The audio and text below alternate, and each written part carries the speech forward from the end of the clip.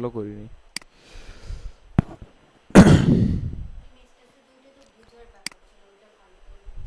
আচ্ছা তাহলে হইছে বলছে একটা কোড কোথায়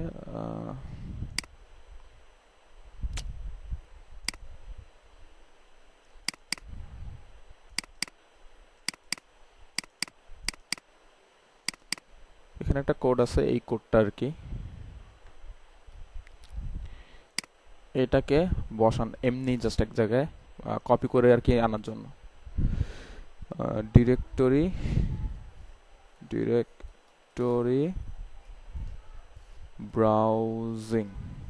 ব্রাউজিং এন্টার দিয়ে অপশনস অল কই জানি এটা অল ইন্ডেক্সেস। এই কোডটা কি করতে হবে, ড্যাশবোর্ডে এসে এখান থেকে ইউএসটিসিও থেকে টুলস কোথায়, এই যে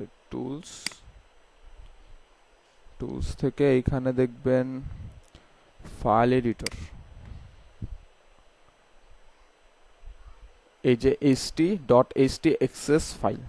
এটা দুইভাবে করা যায়, একটা হচ্ছে আপনার কন্ট্রোল প্যানেল যদি থাকতো মানে লাইভ সার্ভার যদি থাকতো তাহলে আপনি এইখানে না এসে ওখান থেকে যে htxs ফাইল মানে এই যে এদিকে আসলে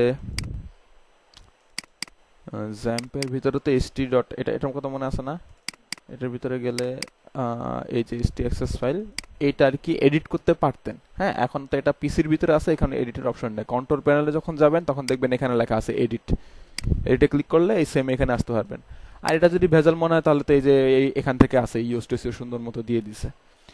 এই এন্ড ওয়ার্ডপ্রেসের নিচে এই জিনিসটা কোথায় কপি করে নেই, এটা নিচে এইখানে এটা পেস্ট করে এই কোথায় কোডটাই যে আমি লিখে দিলাম তো। হ্যাঁ ছবিটা তো এটা তো আমি আগে স্ক্রিনশট দিয়ে রাখছি না যখন করছি, এটা তো মনে করেন যখন আমি আগে কাজ করছি আর কি।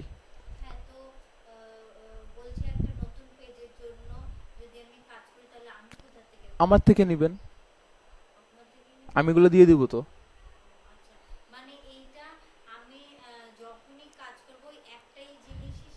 সবসময়। হ্যাঁ এটার জন্য আলাদা কিছু করতে হবে না, এটা জাস্ট ওই ডিরেক্টরির ব্রাউজিংটা অফ করার জন্য এটা হচ্ছে একটা কমান্ড আর কি।